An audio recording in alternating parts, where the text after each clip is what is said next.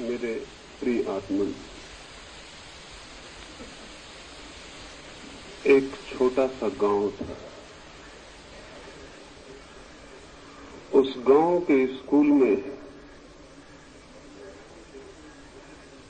शिक्षक राम की कथा पढ़ाता था। करीब करीब सारे बच्चे सोए हुए थे। राम की कथा सुनते समय बच्चे सो जाएं ये आश्चर्य नहीं, क्योंकि राम की कथा सुनते समय बूढ़े भी सोते।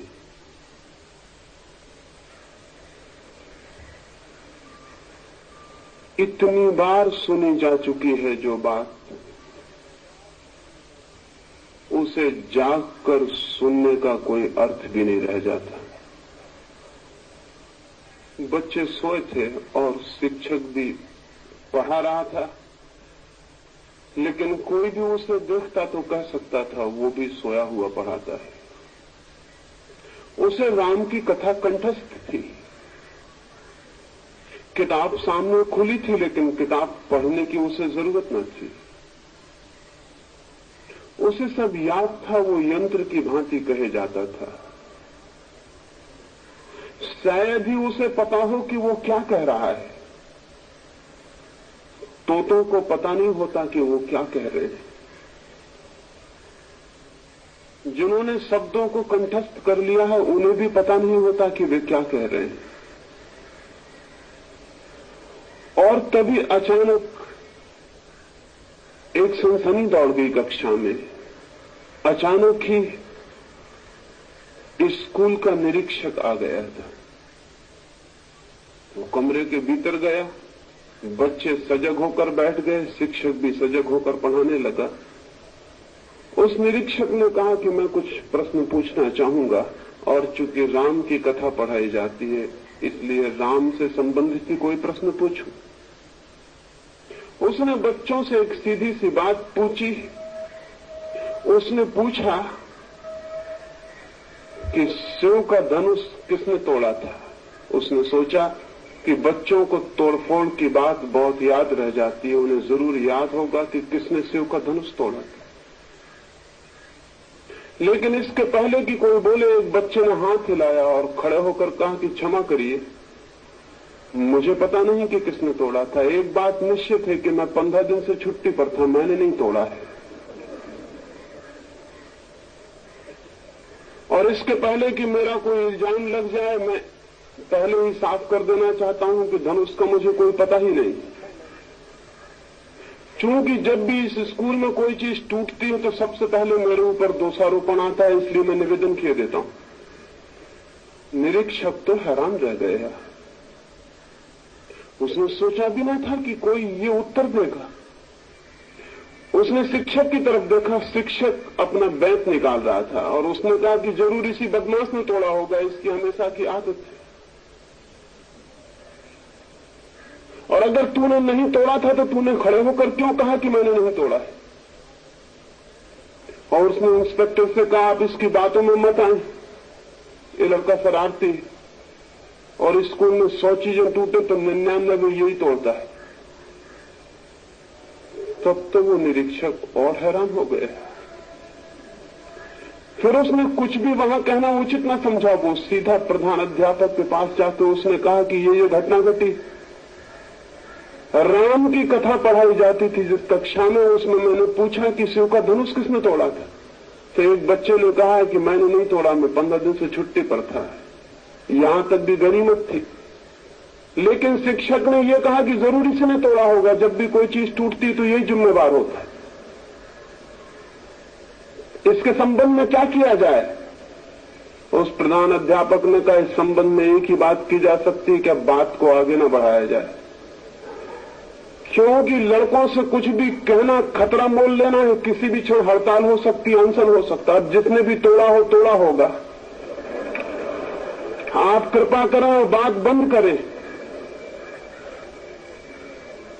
कोई 2 महीने से शांति चल रही स्कूल में, उसको भंग करने की कोशिश मत करें। न मालूम कितना फर्नीचर तोड़ डाला लड़कों ने। हम चुपचाप देखते रहते हैं। स्कूल की दीवारें टूट रही हैं, हम चुपचाप देखते रहते हैं, क्योंकि कुछ भी बोलना खतरनाक है। हड़ताल हो सकती है, अनशन हो सकती है। इसलिए चुपचाप देखने के सिवाय कोई मार्ग नहीं। वो इंस्पेक्टर तो अबाक, वो तो आंखें फाड़े रह गए। आप कुछ कहने का उपाय न था। वो वहां से सीधा स्कूल की जो शिक्षा समिति थी उसके अध्यक्ष के पास गया और उसने जाके कहा कि यह हालत है स्कूल की। राम की कथा पढ़ाई जाती है, वहां बच्चा कहता है कि मैंने शिव का धनुष नहीं तोड़ा। शिक्षक कहता है इसी ने तोड़ा होगा। प्रधान अध्यापक कहता है कि जिसने भी तोड़ा हो बात को रफा दफा कर दे, शांत कर दे, इसमें आगे बढ़ाना ठीक नहीं, हड़ताल हो सकती है। आप क्या कहते हैं? उस अध्यक्ष ने कहा कि ठीक ही कहता है प्रधान अध्यापक, किसी ने भी तोड़ा हो हम ठीक करवा देंगे समिति की तरफ से। आप फर्नीचर वाले के यहां भिजवा दें और ठीक करवा लें। इसकी चिंता करने की जरूरत नहीं कि किसने तोड़ा, सुधरवाने का उपाय होगा। आपको सुधरवाने की जरूरत है, और क्या करना है। वो स्कूल का इंस्पेक्टर मुझसे ये सारी बात कहता था और मुझसे पूछने लगा कि क्या स्थिति है ये। मैंने उससे कहा इसमें कुछ बड़ी स्थिति नहीं है। मनुष्य की एक सामान्य कमजोरी है, वही इस कहानी में प्रकट होती है। और वो कमजोरी क्या है? वो कमजोरी यह है कि जिस संबंध में हम कुछ भी नहीं जानते, उस संबंध में भी हम ऐसे ही घोषणा करना चाहते हैं कि हम जानते हैं। वे कोई भी कुछ नहीं जानते थे कि शिव का धनुष क्या है। क्या उचित ना होता कि वे कह देते कि हमें पता नहीं है कि शिव का धनुष क्या है? लेकिन अपना अज्ञान कोई भी स्वीकार नहीं करना चाहता। और मनुष्य जाति के इतिहास में इससे बड़ी कोई दुर्घटना नहीं घटी है कि हम अपना अज्ञान स्वीकार करने को राजी नहीं होते। जीवन के किसी भी प्रश्न के संबंध में कोई भी आदमी इतनी हिम्मत और साहस नहीं दिखा पाता कि मुझे पता नहीं है। ये कमजोरी बहुत घातक सिद्ध होती है, सारा जीवन व्यर्थ हो जाता है। और चूंकि हम ये मान के बैठ जाते हैं कि हम जानते हैं, इसलिए जो उत्तर हम देते हैं वो इतने ही मूर्खतापूर्ण होते हैं जितने उस स्कूल में दिए गए थे, बच्चे से लेकर अध्यक्ष तक। जिसका हमें पता नहीं है उसका उत्तर देने की कोशिश सिवाय मूर्खता के और कहीं भी नहीं ले जाएगी। फिर ये तो हो भी सकता है कि शिव का धनुष किसने तोड़ा या नहीं तोड़ा, इससे जीवन का कोई गहरा संबंध नहीं है। लेकिन जिन प्रश्नों के जीवन से बहुत गहरे संबंध हैं, जिनके आधार पर सारा जीवन सुंदर बनेगा या कुरूप हो जाएगा, स्वस्थ बनेगा या विक्षिप्त हो जाएगा, जिनके आधार पर जीवन की सारी गति और दिशा निर्भर है, उन प्रश्नों के संबंध में भी हम ये भाव दिखलाने की कोशिश करते हैं कि हम जानते हैं। और फिर जो हम जीवन में उत्तर देते हैं वो बता देते हैं कि हम कितना जानते हैं। एक एक आदमी की जिंदगी बता रही है कि हम जिंदगी के संबंध में कुछ भी नहीं जानते। अन्यथा इतनी असफलता, इतनी निराशा, इतना दुख, इतनी चिंता। यही बात मैं सेक्स के संबंध में भी आपसे कहना चाहता हूं कि हम कुछ भी नहीं जानते। आप बहुत हैरान होंगे। आप कहेंगे हम ये मान सकते हैं कि ईश्वर के संबंध में कुछ नहीं जानते, आत्मा के संबंध में कुछ नहीं जानते, लेकिन हम ये कैसे मान सकते हैं कि हम काम के, यौन के और सेक्स के संबंध में कुछ नहीं जानते? सबूत है, हमारे बच्चे पैदा हुए हैं, पत्नी है, हम सेक्स के संबंध में नहीं जानते। लेकिन मैं आपसे निवेदन करना चाहता हूं, ये बहुत कठिन पड़ेगा लेकिन इसे समझ लेना जरूरी है। आप सेक्स के अनुभव से गुजरे होंगे, लेकिन सेक्स के संबंध में आप उतना ही जानते हो जितना छोटा से बच्चा जानता है, उससे ज्यादा कुछ भी नहीं जानते। अनुभव से गुजर जाना जान लेने के लिए पर्याप्त नहीं है। एक आदमी कार चलाता है, वो कार चलाना जानता है और हो सकता है हजारों मील कार चला के वो आ गया हो, लेकिन इससे ये कोई मतलब नहीं होता कि वो कार के भीतर के यंत्र और मशीन और उसकी व्यवस्था, उसके काम करने के ढंग के संबंध में कुछ भी जानता हो। वो कह सकता है कि मैं 1000 मील चल के आया हूं कार, मैं नहीं जानता हूं कार के संबंध में।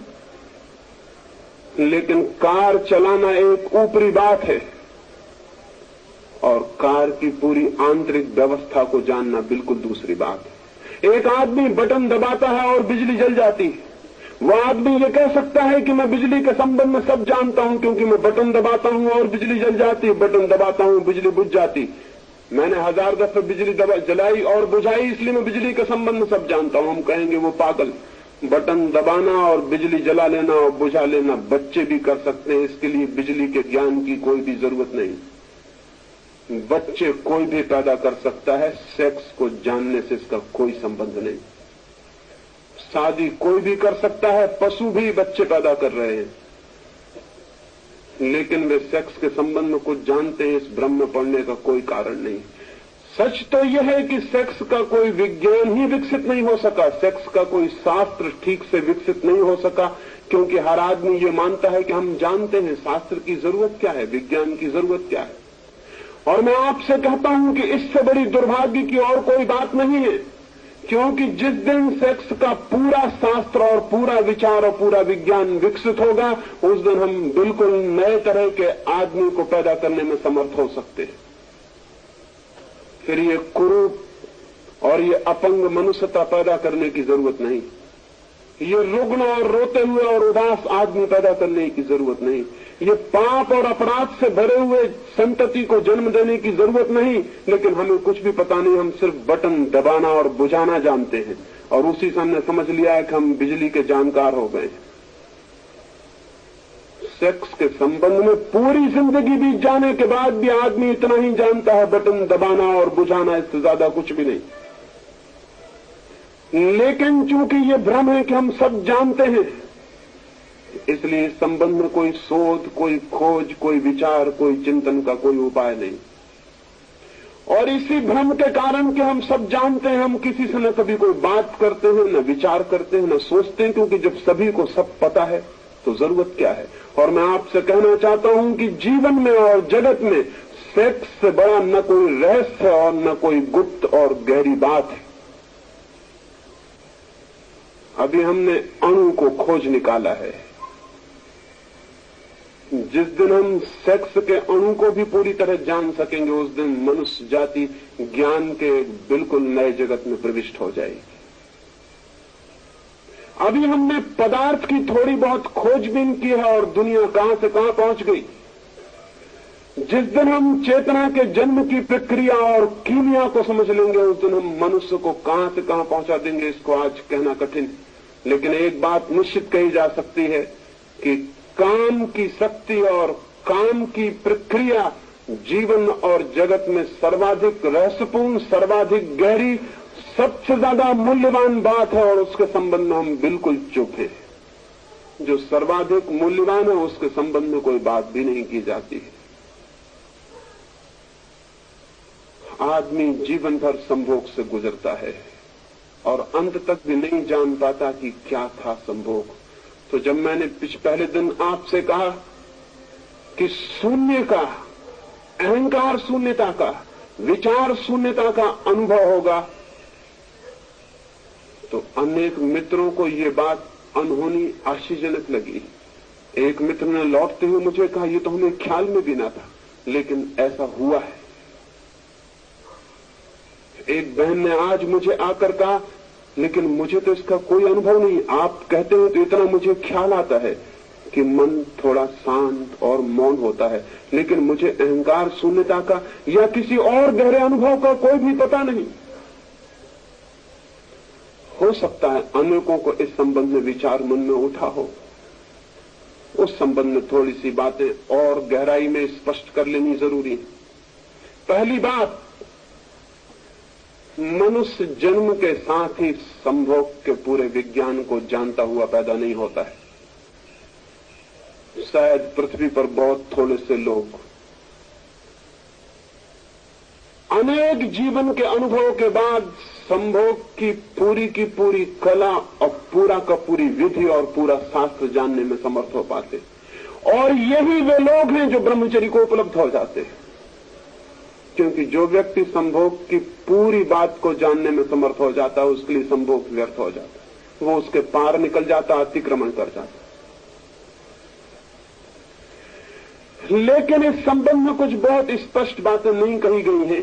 एक बात, पहली बात स्पष्ट कर लेनी जरूरी है, वो ये कि ये भ्रम छोड़ देना चाहिए कि हम पैदा हो गए हैं, इसलिए हमें पता है क्या है काम, क्या है संभोग। नहीं, पता नहीं। और नहीं पता होने के कारण जीवन पूरे समय काम और सेक्स में उलझा रहता है और व्यतीत होता है। मैंने आपसे कहा पशुओं का बंधा हुआ समय है, उनकी ऋतु है, उनका मौसम है। आदमी का कोई बंधा हुआ समय नहीं। क्यों? पशु शायद मनुष्य से ज्यादा संभोग की गहराई में उतरने में समर्थ है और मनुष्य उतना भी समर्थ नहीं रह गया है। जिन लोगों ने जीवन के इन तलों पर बहुत खोज की है और गहराइयों में गए हैं, और जिन लोगों ने जीवन के बहुत से अनुभव संग्रहित किए हैं, उनको ये जानना, ये सूत्र उपलब्ध हुआ है कि अगर संभोग 1 मिनट तक रुकेगा तो आदमी दूसरे दिन फिर संभोग के लिए लालायत हो जाएगा। अगर 3 मिनट तक रुक सके तो 1 सप्ताह तक उसे सेक्स की वो याद भी नहीं आएगी, और अगर 7 मिनट तक रुक सके तो 3 महीने तक के लिए सेक्स से इस तरह मुक्त हो जाएगा कि उसकी कल्पना में भी विचार प्रविष्ट नहीं होगा। और अगर 3 घंटे तक रुक सके तो जीवन भर के लिए मुक्त हो जाएगा, जीवन में उसको कल्पना भी नहीं उठेगी। लेकिन सामान्यतः क्षण भर का अनुभव है मनुष्य का, 3 घंटे की कल्पना करनी भी मुश्किल है। लेकिन मैं आपसे कहता हूं कि 3 घंटे अगर संभोग की स्थिति में, उस समाधि की दशा में व्यक्ति रुक जाए तो एक संभोग पूरे जीवन के लिए सेक्स से मुक्त करने के लिए पर्याप्त। इतनी तृप्ति पीछे छोड़ जाता है, इतना अनुभव, इतना बोध छोड़ जाता है कि जीवन भर के लिए पर्याप्त हो जाता है। एक संभोग के बाद व्यक्ति ब्रह्मचर्य को उपलब्ध हो सकता है, लेकिन हम तो जीवन भर संभोग के बाद भी उपलब्ध नहीं होते। क्या है, बूढ़ा हो जाता है आदमी, मरने के करीब पहुंच जाता है और संभोग की कामना से मुक्त नहीं हो पाता। संभोग की कला और संभोग के शास्त्र को भी उसने समझा नहीं, और न कभी किसी ने समझाया है, न विचार किया है, न सोचा है, न बात की है। कोई संवाद भी नहीं हुआ जीवन में कि अनुभवी लोग उस पर संवाद करते और विचार करते। हम बिल्कुल पशुओं से भी बदतर हालत पर उस स्थिति में हैं। आप कहेंगे कि एक क्षण से 3 घंटे तक संभोग की दशा ठहर सकती, लेकिन कैसे? कुछ थोड़े से सूत्र आपको कहता हूं, उन्हें थोड़ा ख्याल में रखेंगे तो ब्रह्मचर्य की तरफ जाने में बड़ी यात्रा सरल हो जाएगी। संभोग करते क्षणों में श्वास जितनी तेज होगी, संभोग का काल उतना ही छोटा होगा। श्वास जितनी शांत और शिथिल होगी, संभोग का काल उतना ही लंबा हो जाएगा। अगर श्वास को बिल्कुल शिथिल रहने का थोड़ा सा अभ्यास किया जाए तो संभोग के क्षणों को कितना ही लंबा किया जा सकता है। और संभोग के क्षण जितने लंबे होंगे, उतने ही संभोग के भीतर से समाधि का जो सूत्र मैंने आपसे कहा है, निरअहंकार भाव, इगोलेसनेस और टाइमलेसनेस का अनुभव शुरू हो जाएगा। श्वास अत्यंत शिथिल होनी चाहिए। श्वास के शिथिल होते ही संभोग की गहराई, अर्थ और नए उद्घाटन शुरू हो जाएंगे। और दूसरी बात, संभोग के क्षण में ध्यान दोनों आंखों के बीच, जहां योग आज्ञा चक्र को बताता है, वहां अगर ध्यान हो तो संभोग की सीमा और समय 3 घंटों तक बढ़ाया जा सकता है, और एक संभोग व्यक्ति को सदा के लिए ब्रह्मचर्य में प्रतिष्ठित कर देगा। न केवल इस जन्म के लिए बल्कि अगले जन्म के लिए भी। किन्हीं एक बहन ने पत्र लिखा है और मुझे पूछा है कि विनोबा तो बाल ब्रह्मचारी हैं, क्या उनको समाधि का अनुभव नहीं हुआ होगा? मेरे बाबत पूछा है कि मैंने तो विवाह नहीं किया, मैं तो बाल ब्रह्मचारी हूं, मुझे समाधि का अनुभव नहीं हुआ होगा।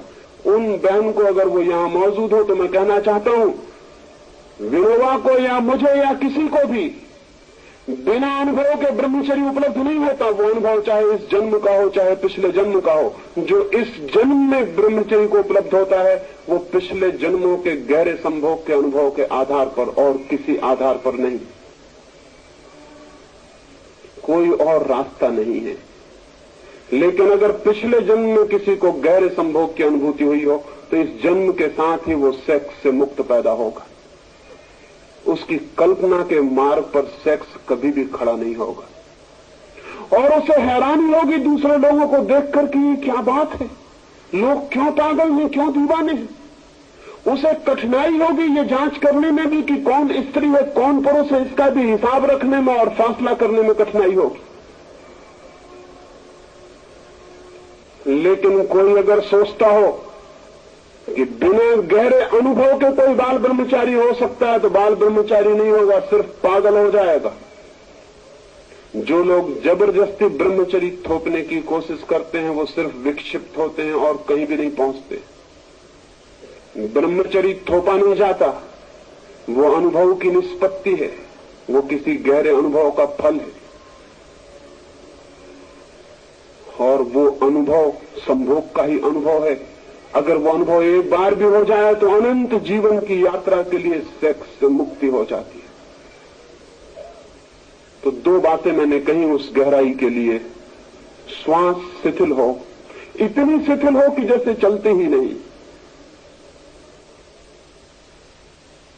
और ध्यान सारी अटेंशन आज्ञा चक्र के पास हो, दोनों आंखों के बीच के बिंदु पर हो। जितना ध्यान मस्तिष्क के पास होगा उतने ही संभोग की गहराई अपने आप बढ़ जाएगी और जितनी श्वास शिथिल होगी उतनी लंबाई बढ़ जाएगी। और आपको पहली दफा अनुभव होगा कि संभोग का आकर्षण नहीं है मनुष्य के मन में, मनुष्य के मन में समाधि का आकर्षण है।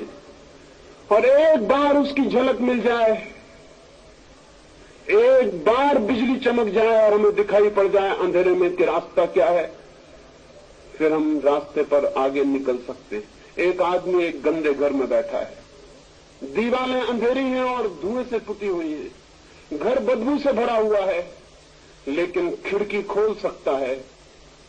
उस गंदे घर की खिड़की में खड़े होकर भी वो देख सकता है दूर आकाश को, तारों को, सूरज को, उड़ते हुए पक्षियों को। और तब उस घर के बाहर निकलने में कठिनाई न रह जाएगी।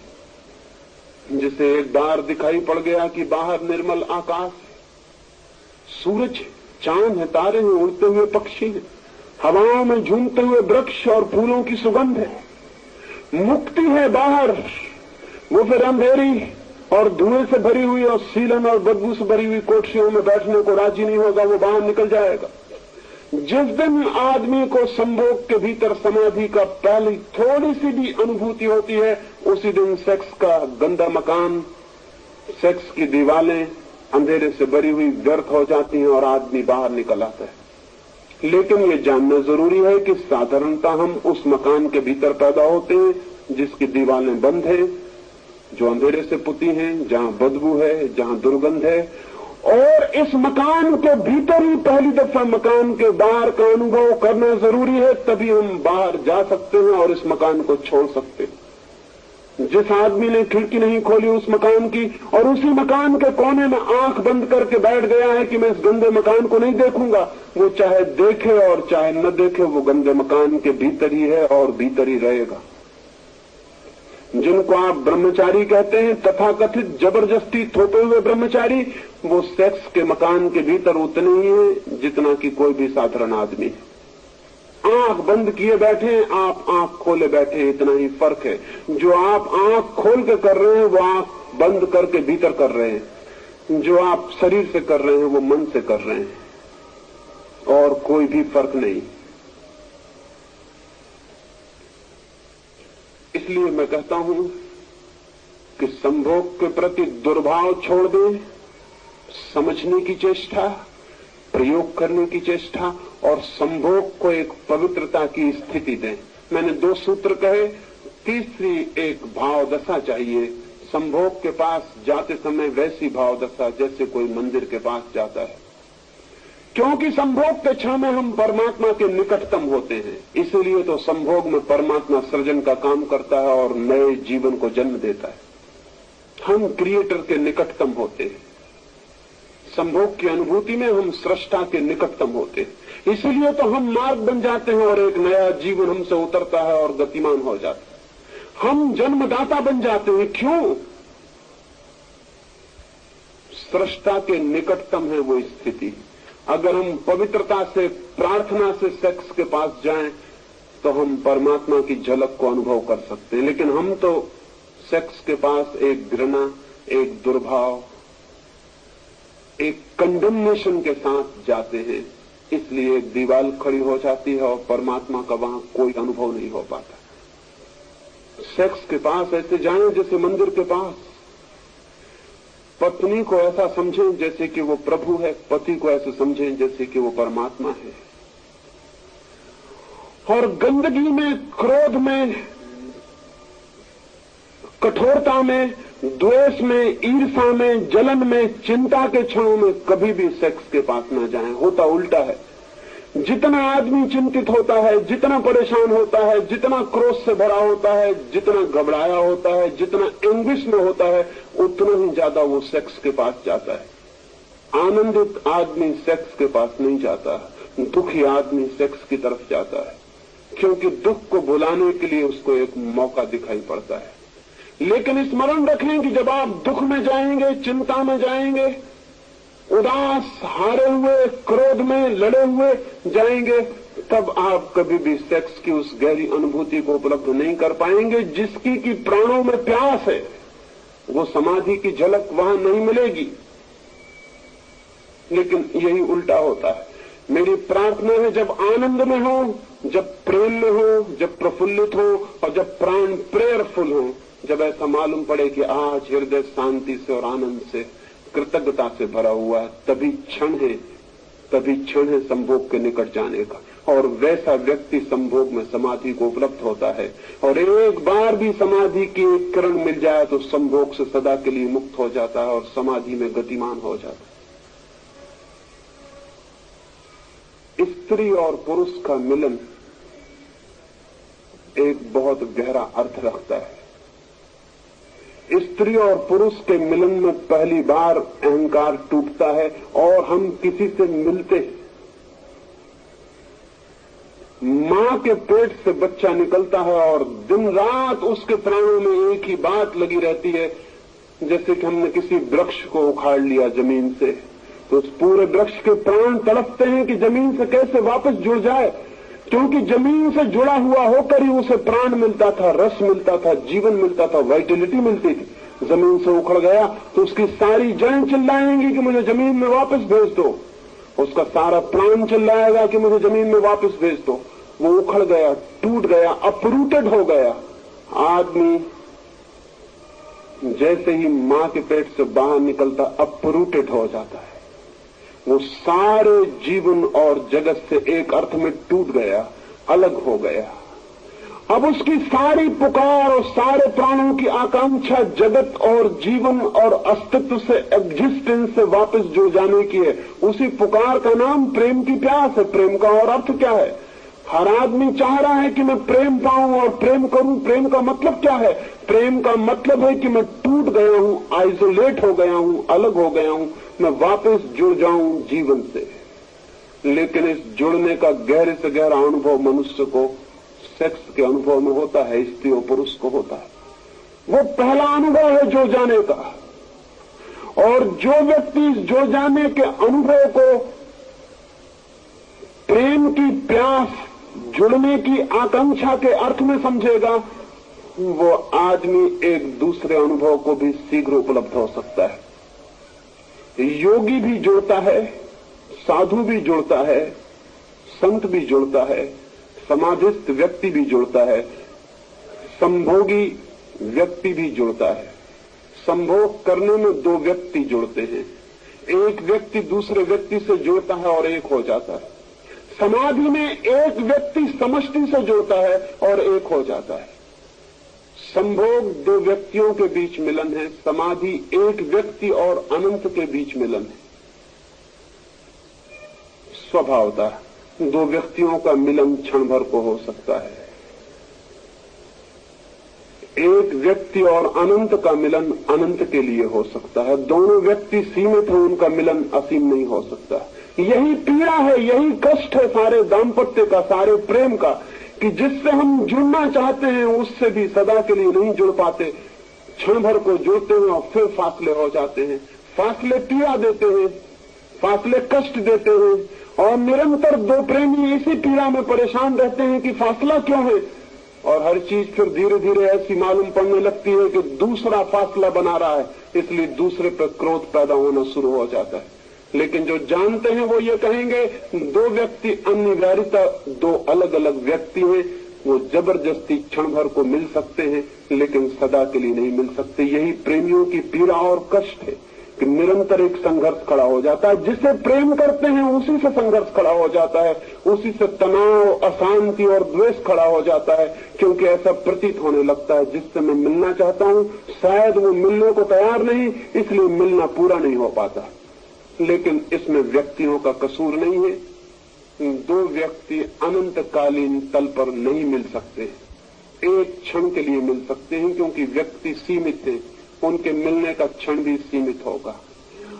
अगर अनंत मिलन चाहिए तो वो परमात्मा से हो सकता है, वो समस्त अस्तित्व से हो सकता है। जो लोग संभोग की गहराई में उतरते हैं उन्हें पता चलता है एक क्षण मिलने का इतना आनंद है तो अनंत काल के लिए मिल जाने का कितना आनंद होगा, उसका तो हिसाब लगाना मुश्किल है।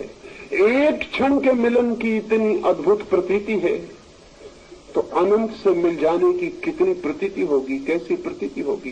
जैसे घर में दिया जल रहा हो और उस दिए से हम हिसाब लगाना चाहें कि सूरज की रोशनी में कितने दिए जल रहे हैं, हिसाब लगाना बहुत मुश्किल हो जाएगा। एक दिया बहुत छोटी बात है, सूरज बहुत बड़ी बात है। सूरज पृथ्वी से 60,000 गुना बड़ा है, 10 करोड़ मील दूर है, तब भी हमें तपाता है, तब भी हमें झुलसा देता है। उतने बड़े सूरज को एक छोटे से दिए से हम तौलने जाएं तो कैसे तौल सकेंगे। लेकिन नहीं, एक दिए से सूरज को तौला जा सकता है, क्योंकि दिया भी सीमित है और सूरज भी सीमित है। दिए में एक कैंडल का लाइट है तो अरबों खरबों कैंडल का लाइट होगा सूरज में, लेकिन सीमा आंकी जा सकती है, तौली जा सकती है। लेकिन संभोग में जो आनंद है और समाधि में जो आनंद है उसे फिर भी नहीं तौला जा सकता, क्योंकि संभोग अत्यंत क्षणिक दो क्षुद्र व्यक्तियों का मिलन है और समाधि बूंद का अनंत के सागर से मिल जाना है। उसे कोई भी नहीं तौला जा सकता, उसे तौलने का कोई भी उपाय नहीं है, उसे कोई मार्ग नहीं कि हम जांच लें कि वो कितना होगा। इसलिए जब वो उपलब्ध होता है, जब वो उपलब्ध हो जाता है तो फिर कहां सेक्स, फिर कहां संभोग, फिर कहां कामना। जब उतना आनंद मिल गया तब कोई कैसे सोचेगा, कैसे विचार करेगा उस क्षण भर के सुख को पाने के लिए। तब वो सुख दुख जैसा प्रतीत होता है, तब वो सुख पागलपन जैसा प्रतीत होता है, तब वो सुख शक्ति का अपव्यय प्रतीत होता है और ब्रह्मचर्य सहज फलित हो जाता है। लेकिन संभोग और समाधि के बीच एक सेतु है, एक ब्रिज है, एक यात्रा है, एक मार्ग है। समाधि जिसका अंतिम छोर है आकाश में जाकर, संभोग उस सीढ़ी का पहला सोपान है, पहला पाया है। और जो इस पाए के ही विरोध में हो जाते हैं वो आगे नहीं बढ़ पाते, ये मैं आपसे कह देना चाहता हूं। जो इस पहले पाए को इंकार करने लगते हैं वे दूसरे पाए पर पैर नहीं रख सकते हैं, मैं आपसे ये कह देना चाहता हूं। इस पहले पाए पर भी अनुभव से, ज्ञान से, बोध से पैर रखना जरूरी है। इसलिए नहीं कि हम उसी पर रुके रह जाएं, बल्कि इसलिए कि हम उस पर पैर रख के आगे निकल जा सके।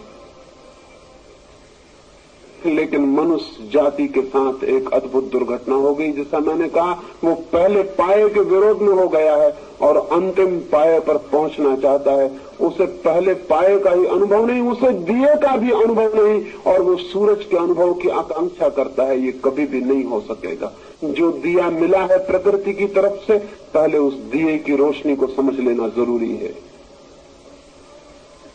पहले उस दिए की हल्की सी रोशनी को जो क्षण भर में जीती है और बुझ जाती है, जरा सा हवा का झोंका जिसे मिटा देता है, उस रोशनी को भी जान लेना जरूरी है, ताकि सूरज की आकांक्षा की जा सके, ताकि सूरज तक पहुंचने के लिए कदम उठाया जा सके, ताकि सूरज की प्यास, असंतोष, आकांक्षा और अभीप्सा भीतर पैदा हो सके।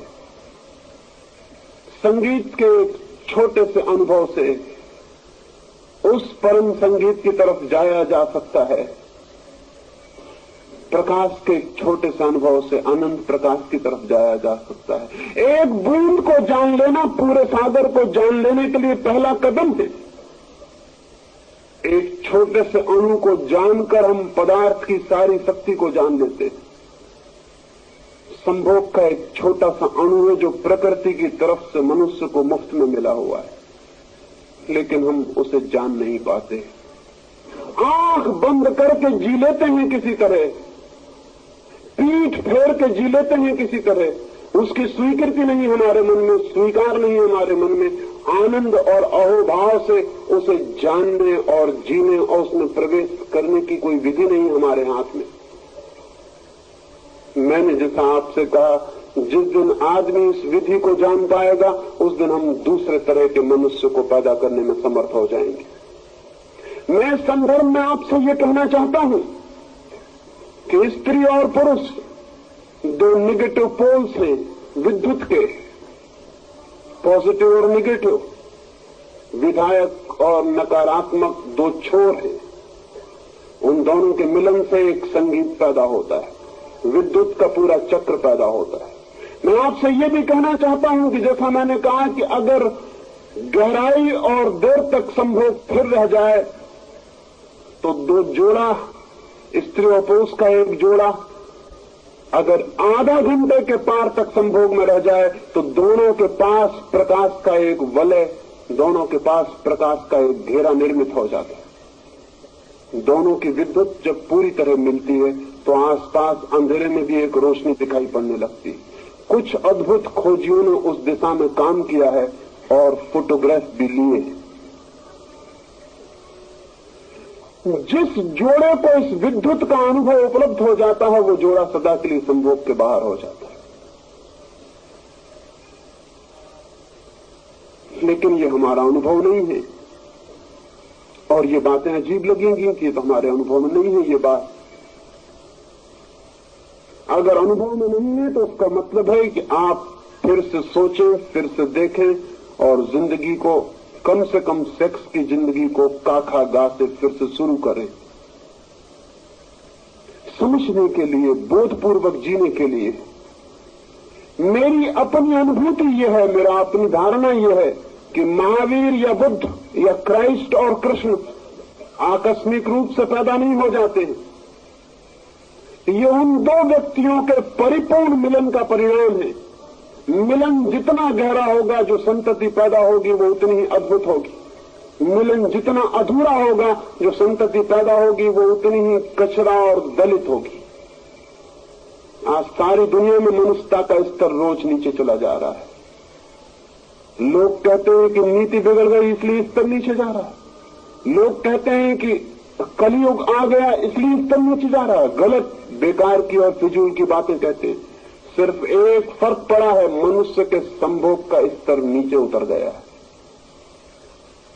मनुष्य के संभोग ने पवित्रता खो दी, मनुष्य के संभोग ने वैज्ञानिकता खो दी, सरलता और प्राकृतिकता खो दी। मनुष्य का संभोग जबरदस्ती एक नाइटमेयर, एक दुखद स्वप्न जैसा हो गया।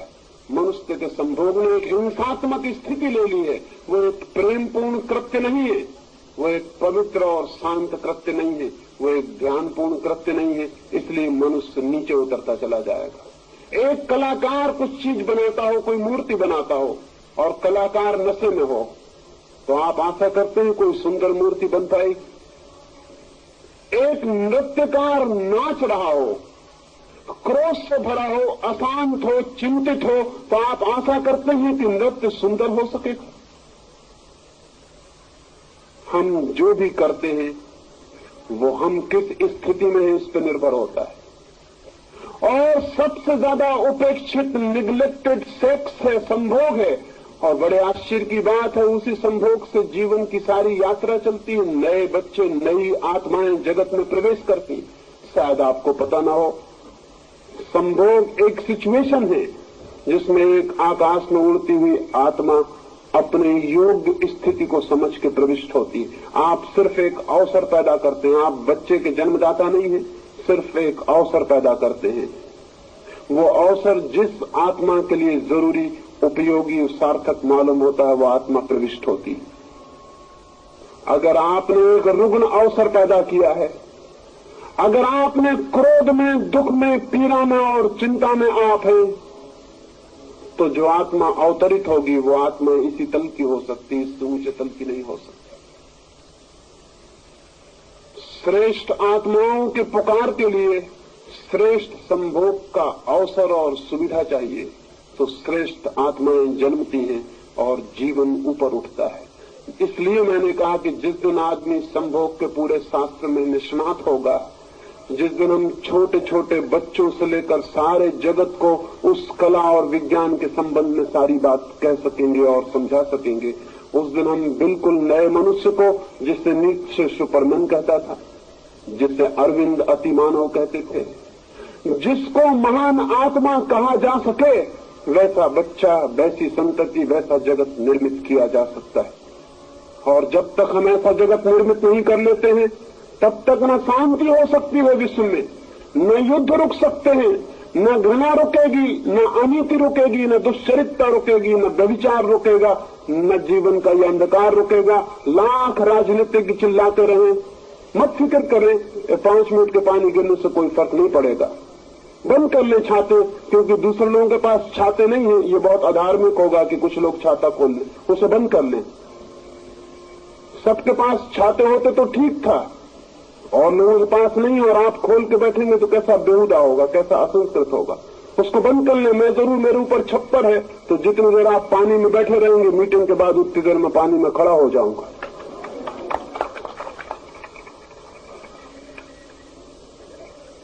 नहीं मिटेंगे युद्ध, नहीं मिटेगी अशांति, नहीं मिटेगी हिंसा, नहीं मिटेगी ईर्ष्या।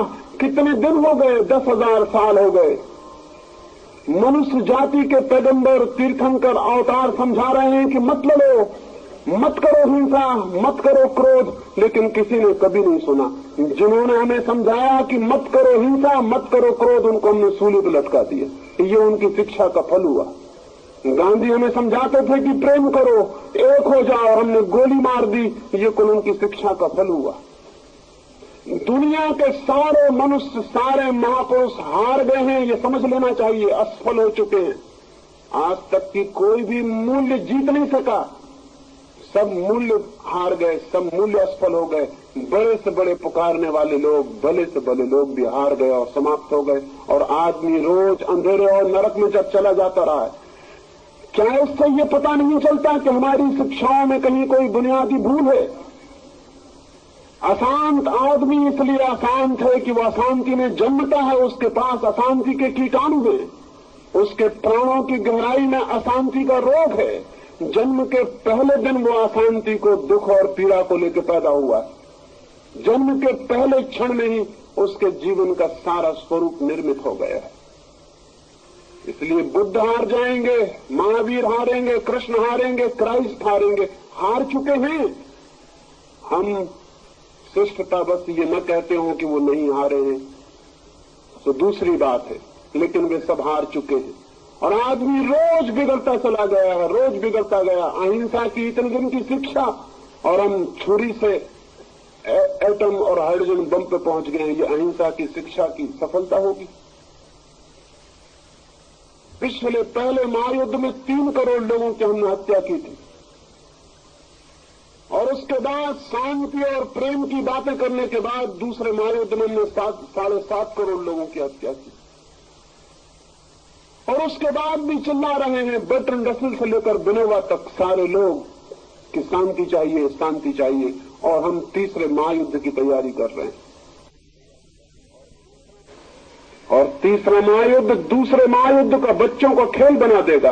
आइंस्टीन से किसी ने पूछा था कि तीसरे महायुद्ध में क्या होगा। आइंस्टीन ने कहा कि तीसरे के बाबत कुछ भी नहीं कहा जा सकता, लेकिन चौथे के संबंध में मैं कुछ कह सकता हूं।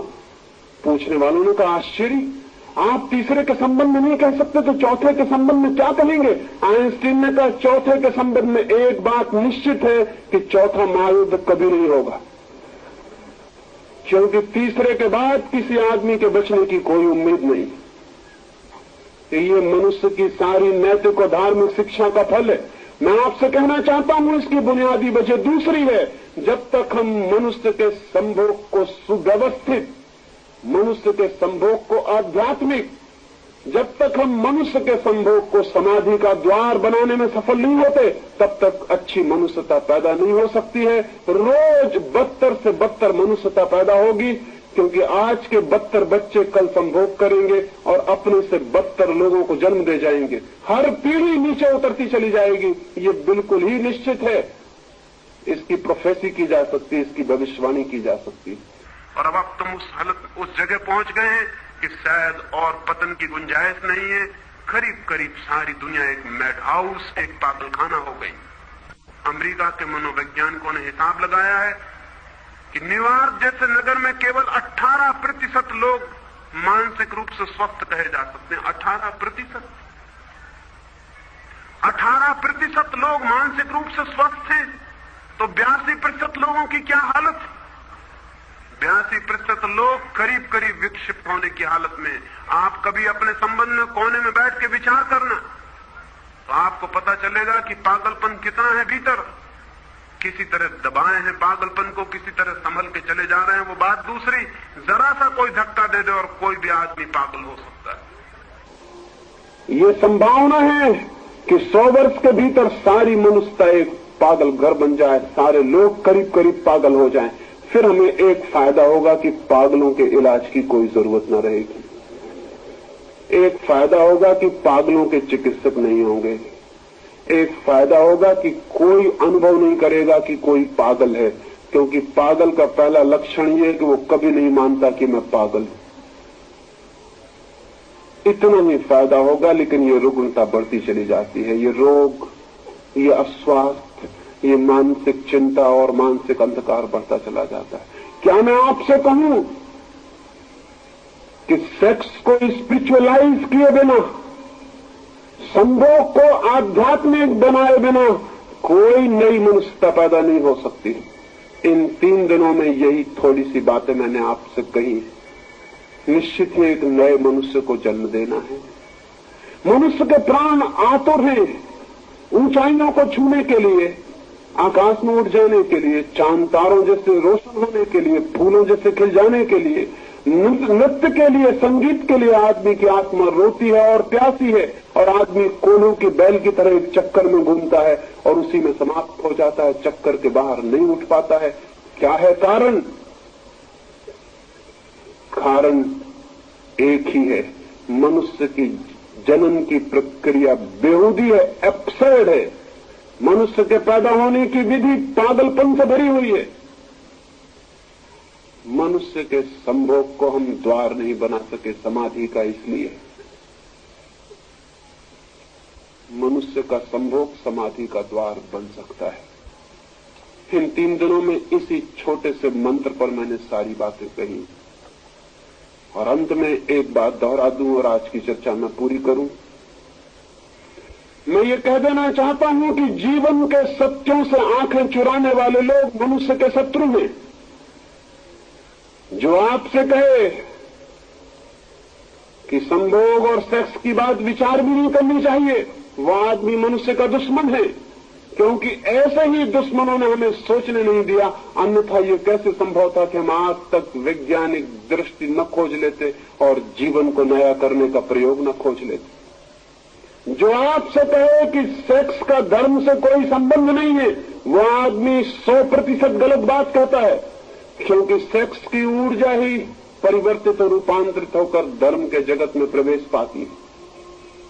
वीर की शक्ति ही ऊर्ध्वस्वी होकर मनुष्य को उन लोकों में ले जाती है जिनका हमें कोई भी पता नहीं, जहां कोई मृत्यु नहीं है, जहां कोई दुख नहीं है, जहां आनंद के अतिरिक्त और कोई अस्तित्व नहीं है, उस सत्यचित आनंद में ले जाने वाली शक्ति और ऊर्जा किसके पास है और कहां है? हम उसे व्यय कर रहे हैं। हम उन पात्रों की तरह हैं जिनमें छेद हैं, जिन्हें हम कुओं में डालते हैं खींचने के लिए। ऊपर तक पात्र तो आ जाता है, शोरगुल भी बीच में बहुत होता है और पानी गिरता है और लगता है कि पानी आता होगा, लेकिन पानी सब बीच में गिर जाता है, खाली पात्र हाथ में वापस आ जाते। हम उन नावों की तरह हैं जिनमें छेद हैं। हम नावों को खेते हैं सिर्फ डूबने के लिए। नावें किसी किनारे पर नहीं पहुंचा पाती, सिर्फ मझधार में डुबा देती हैं और नष्ट कर देती। और ये सारे छिद्र मनुष्य की सेक्स ऊर्जा के गलत मार्गों से प्रवाहित और बह जाने के कारण। और उन गलत मार्गों पर बहलाने वाले लोग वे नहीं हैं जिन्होंने नंगी तस्वीरें लटकाई हैं, वे नहीं हैं जिन्होंने नंगे उपन्यास लिखे हैं, वे नहीं हैं जो नंगी फिल्में बना रहे हैं। मनुष्य की ऊर्जा को विकृत करने वाले वे लोग हैं जिन्होंने मनुष्य को सेक्स के सत्य से परिचित होने में बाधा दी।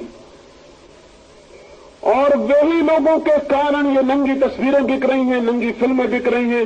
लोग नंगे फिल्मों को ईजाद कर रहे हैं और गंदगी के नए नए और बेहूदगी के नए नए नाश्ते निकाल रहे हैं। किनके कारण? ये उनके कारण जिनको हम साधु और सन्यासी कहते हैं। उनने इनके बाजार का रास्ता तैयार किया है।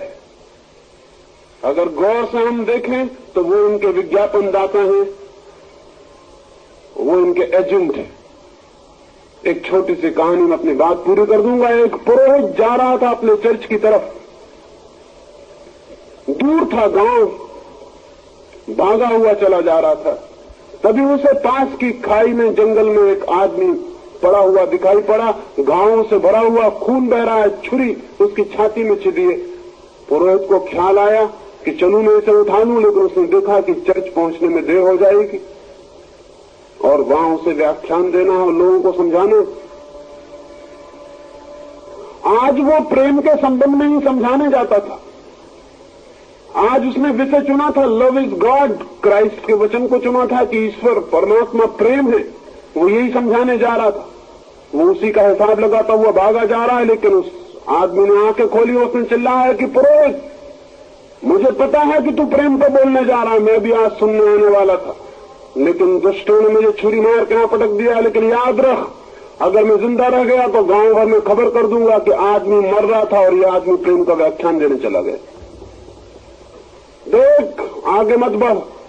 इससे पुरोहित को थोड़ा डर लगा, क्योंकि अगर ये आदमी जिंदा रह जाए और गांव में खबर कर दे तो लोग कहेंगे कि प्रेम का व्याख्यान बड़ा झूठा था, आपने इस आदमी की फिक्र न की जो मरता था। तो मजबूरी में उसे नीचे उतर के उसके पास जाना पड़ा। वहां जाकर उसका चेहरा देखा तो वो बहुत घबराया। चेहरा तो पहचाना हुआ सा मालूम पड़ता। उसने कहा, ऐसा मालूम होता है मैंने तुम्हें कहीं देखा है। और उस मरणासन्न आदमी ने कहा, जरूर देखा होगा, मैं शैतान हूं और पादरियों से अपना पुराना नाता है। तुमने नहीं देखा होगा तो किसने मुझे देखा होगा। तब उसे ख्याल आया कि वो तो शैतान है, चर्च में उसकी तस्वीर लटकी हुई। उसने अपने हाथ अलग कर लिए और कहा कि मर जा, शैतान को तो हम चाहते हैं कि वो मर ही जाए। अच्छा हुआ कि तू मर जा, मैं तुझे बचाने का क्यों उपाय करूं। मैंने तेरा खून भी छीन लिया, ये भी पाप हुआ, मैं जाता हूं। वो शैतान जोर से हंसा। उसने कहा, याद रखना, जिस दिन मैं मर जाऊंगा उस दिन तुम्हारा धंधा भी मर जाएगा। मेरे बिना तुम जिंदा नहीं रह सकते हो। मैं हूं इसलिए तुम जिंदा हो। मैं तुम्हारे धंधे का आधार हूं। मुझे बचाने की कोशिश करो, नहीं तो जिस दिन शैतान मर जाएगा उसी दिन पुरोहित, पंडा, पुजारी सब मर जाएगा।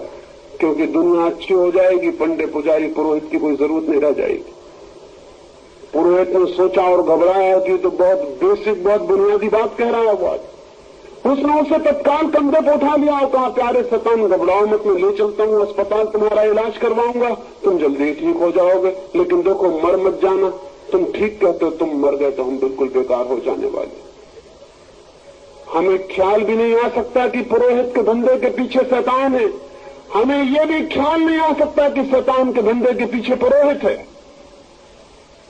कि जो शैतान का धंधा चल रहा है, सेक्स का शोषण चल रहा है सारी दुनिया में। हर चीज के पीछे सेक्स का शोषण चल रहा है। हमें ख्याल भी नहीं आ सकता कि पुरोहित का हाथ है इसके पीछे। पुरोहित ने जितनी निंदा की है, सेक्स उतना आकर्षक हो गया है। पुरुष ने जितने दमन के लिए कहा है, आदमी उतना भोग में गिर गया है। पुरोहित ने जितना इंकार किया कि सेक्स के संबंध में सोचना ही मत, सेक्स उतनी अनजान पहेली हो गई और हम उसके संबंध में कुछ भी करने में असमर्थ हो गए। नहीं, ज्ञान चाहिए, ज्ञान शक्ति है और सेक्स का ज्ञान बड़ी शक्ति बन सकता है। अज्ञान में जीना हितकर नहीं है और सेक्स के अज्ञान में जीना तो बिल्कुल हितकर नहीं है। ये भी हो सकता है कि हम न जाएं चांद पर, कोई जरूरत नहीं है चांद पर जाने की। चांद को जान लेने से कोई मनुष्य जाति का बहुत हित नहीं हो जाएगा। ये भी जरूरी नहीं है कि हम पैसिफिक सागर की गहराइयों में उतरे 5 मील जहां की सूरज की रोशनी भी नहीं पहुंचती। उसको जान लेने से भी मनुष्य जाति का कोई बहुत परम मंगल हो जाने वाला नहीं। ये भी जरूरी नहीं है कि हम एटम को तोड़ें और पहचानें, लेकिन एक बात बिल्कुल जरूरी है, सबसे ज्यादा जरूरी, अल्टीमेट कंसर्न की है, और वो ये है कि हम मनुष्य के सेक्स को ठीक से जान लें और समझ लें ताकि नए मनुष्य को जन्म देने में सफल हो सके। ये थोड़ी सी बातें 3 दिन में मैंने आपसे कही। कल आपके प्रश्नों के उत्तर दूंगा, और चूंकि कल का दिन खाली छूट गया, कुछ मित्र आए और भीग के लौट गए, तो मेरे ऊपर उनका ऋण हो गया है। तो कल मैं 2 घंटे उत्तर दे दूंगा ताकि आपको कोई अड़चन और तकलीफ न हो। अपने प्रश्न आप लिख के दे देंगे ईमानदारी से, क्योंकि ये मामला ऐसा नहीं है कि आप परमात्मा आत्मा के संबंध में जिस तरह की बातें पूछते हैं वो यहाँ पूछे। ये मामला जिंदगी का है और सीधे और सच्चे अगर आपने प्रश्न पूछे तो हम इन विषयों की और गहराई में भी उतरने में समर्थ हो सकते हैं। मेरी बातों को इतने प्रेम से सुना उसके लिए अनुग्रहित हूँ, और अंत में सबके भीतर बैठे परमात्मा को प्रणाम करता हूँ। मेरे प्रणाम स्वीकार करें।